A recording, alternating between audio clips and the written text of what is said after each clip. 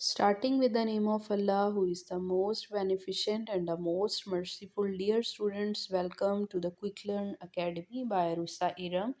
In this video, we will discuss the Physics Class 10th guest paper, which is updated 2024, and the most important questions from the chapter number 10, 11, 12, and 13 and 14. Students इंशाल्लाह next video में आपके next जो हैं वो important short questions को discuss किया जाएगा और उससे नेक्स्ट वीडियो में आपके जो हैं वो लॉन्ग क्वेश्चंस के बारे में मैं बताऊंगी कि कौन से हैं। तो आप लोगों ने बहुत अच्छे से अपनी पेयरिंग स्कीम को फॉलो करते हुए यहाँ से क्वेश्चंस को प्रिपेयर कर लेना है। आपको चाहिए कि आप सारे बुक को थॉरोली करें, बहुत अच्छी बात है, लेकिन अगर आप चाहते हैं कि कम टाइम में अपनी अच्छी तैयारी करें तो आप इन क्वेश्चंस को सबसे पहले लाजमी कर लीजिएगा। और वीडियो को स्टार्ट करने से पहले अगर अभी तक आप लोगों ने मेरा चैनल सब्सक्राइब नहीं किया then kindly do subscribe my channel which is quick learn academy by Rusa Iram.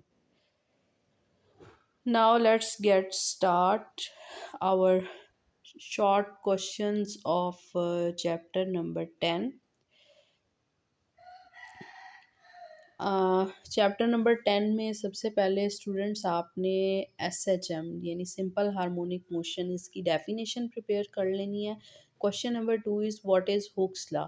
और स्टूडेंट्स एक और इम्पॉर्टेंट बात कि अगर आपसे बोर्ड के एग्ज़ाम में कोई भी डेफिनेशन पूछी जाती है तो आपने जस्ट उसको डिफ़ाइन नहीं करना होता, उसके साथ आपने लाजमी उसकी एग्ज़ाम्पल अगर उसके रिलेटेड है या फॉर्मूला है तो आपने लाजमी वो बताना होता है। आप अगर डेफिनेशन के साथ जो है एग्ज़ाम्पल देंगे तभी आपको फुल मार्क्स मिलेंगे। अदरवाइज़ लाइक आपका फर्स्ट क्वेश्चन डिफ़ाइन SHM है, तो अगर आप जस्ट सिंपल हार्मोनिक मोशन को डिफ़ाइन करते हैं तो आपको 1 मार्क्स मिलेगा। आप इसके साथ अगर कोई एग्ज़ाम्पल दे देंगे तो तभी आपको फुल मार्क्स यानी 2 मार्क्स तभी मिलेंगे।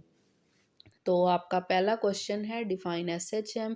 Second is what is Hooke's law. Hooke's law के साथ इसकी जो इक्वेशन है आपने वो राइट करनी है, F is equal to minus KX, और इसको डिफाइन करना है। Third is what is restoring force.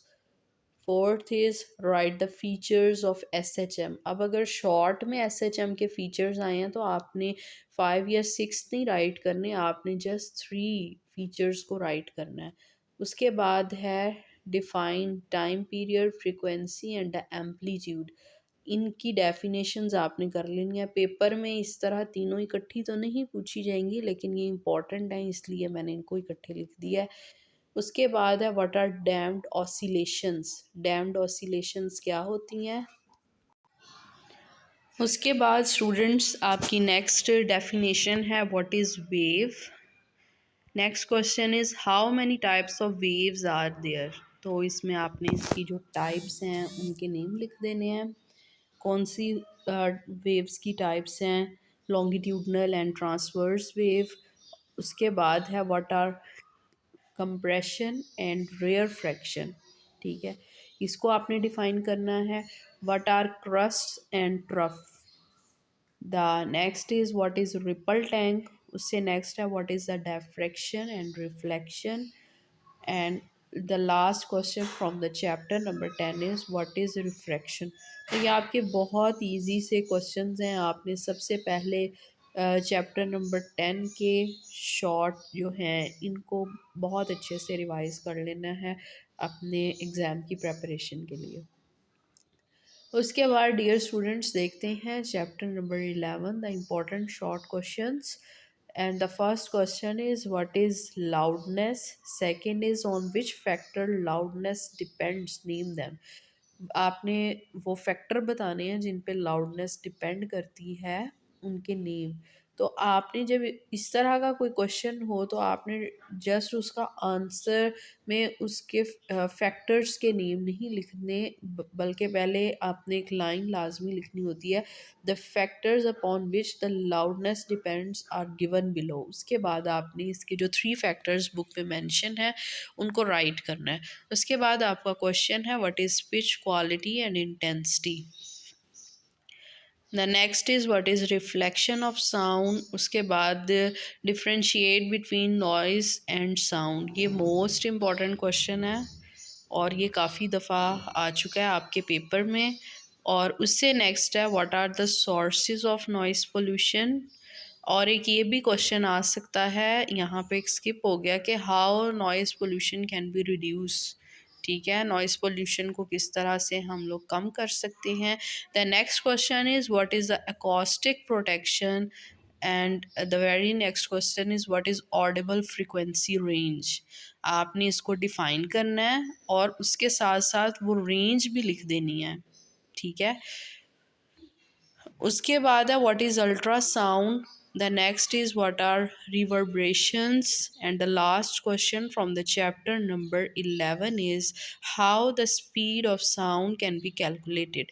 यहाँ पे आपने फॉर्मूला लिखना है, स्पीड ऑफ साउंड किस तरह से कैलकुलेट करनी है, कर सकते हैं। आपने लिखना है the speed of sound can be calculated by the following formula v is equal to F lambda.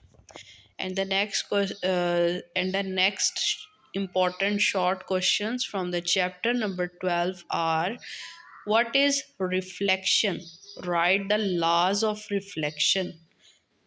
उससे नेक्स्ट है राइट द लेंस फार्मूला। अब ये लेंस फार्मूला जो है यहाँ पे जस्ट आपने उसकी इक्वेशन नहीं लिखनी कि 1/f is equal to 1/p plus 1/q। आपने उसके साथ साथ उसको डिफ़ाइन भी करना है। अगर फार्मूले का पूछा गया है तो साथ साथ आपने उसकी जो इक्वेशन है उसके साथ उसकी डेफिनेशन लिखेंगे, तभी आपको 2 मार्क्स मिलेंगे। The next question is differentiate between the convex and the concave mirror. इसका आपकी बुक के ऊपर टेबल एक शॉर्ट सा दिया हुआ है, आपने उसको कर लेना है। And the next question is what is mirror formula. Mirror formula पे भी आपने इसकी डेफिनेशन के साथ साथ इसका फॉर्मूला राइट करना है। उसके बाद आपका क्वेश्चन है व्हाट इज़ स्नेल्स लॉ, और उसके बाद है what is total internal reflection. इसी टॉपिक में एक आपकी डेफिनेशन है व्हाट इज़ क्रिटिकल एंगल, वो भी आपने करनी है। उससे नेक्स्ट क्वेश्चन है what is refraction and the next question is write the laws of refraction. उसके बाद है define the power of lens. Power of lens के साथ आपने इसका फॉर्मूला लाजमी लिखना है। The next question is differentiate between the resolving power and the magnification power. आपने इन दोनों में डिफ्रेंशिएट करना है, मीन्स इन दोनों की डेफिनेशंस को कर लेना है। The next is what is the defects of VN.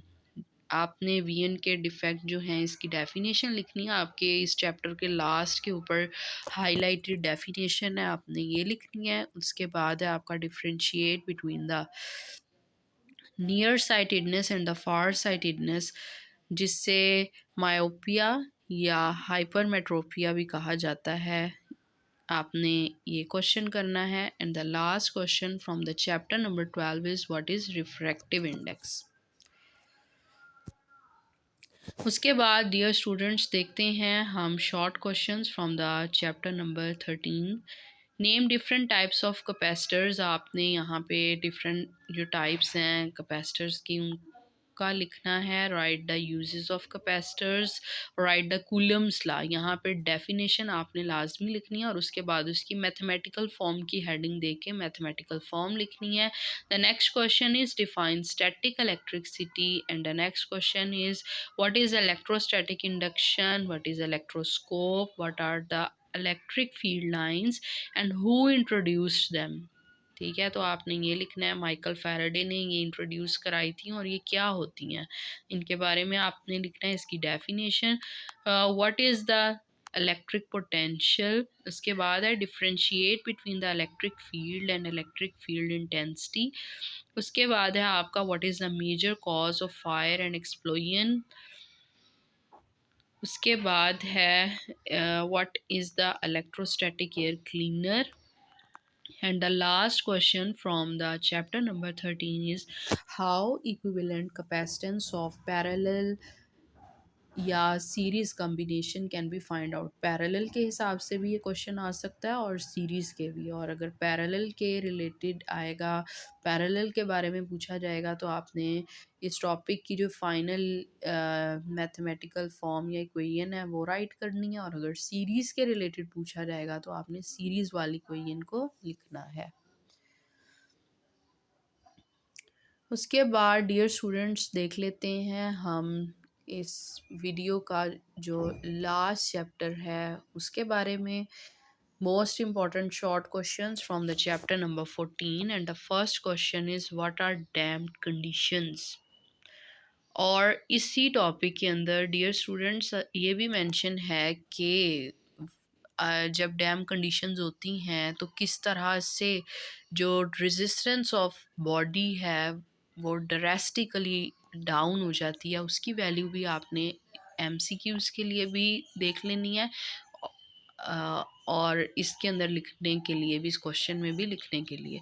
उसके बाद है how a short circuit occurs, उसके बाद है differentiate between the AC and DC, ये मोस्ट इम्पॉर्टेंट क्वेश्चन है। Alternating current and the direct current, इन दोनों में क्या डिफरेंस है।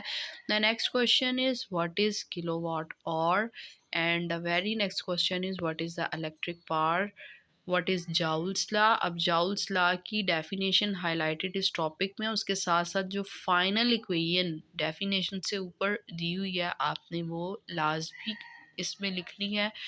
उसके बाद है आपका question differentiate between the conductors and insulators. अब कंडक्टर्स और इंसुलेटर के लिए आपने एक, जितने भी क्वेश्चन डिफरेंशिएट वाले आते हैं आपने सेंटर में लाइन लगा के पहले डेफिनेशंस लिखनी है, और जो सेकंड हेडिंग है वो आपकी एग्जांपल्स की होनी चाहिए, तो आपने एग्जांपल में कंडक्टर की एग्जांपल भी लाजमी देनी है और इंसुलेटर की भी। उसके बाद है आपका question differentiate between the ohmic and non ohmic conductors. The next question is what is thermistor, differentiate between the electric and the conventional current, what is EMF, what safety measures should be adopted while dealing with the fuse। जो आपका fuse वाला topic है उस पे थोड़ा long करके safety measures दिए हैं, पर आप अगर उसके शॉर्ट की पॉइंट्स बना लें तो आपने उन शॉर्ट पॉइंट्स को इस शॉर्ट क्वेश्चन के अंदर राइट करना है, ना कि इसको लॉन्ग। कोई भी क्वेश्चन जो आपका होता है आपने मार्क्स को देखते हुए उस हिसाब से आपने लिखना होता है, ठीक है। What is the resistance, what is the difference between the ground and the live wire, आपने इन दोनों में डिफरेंस राइट करना है।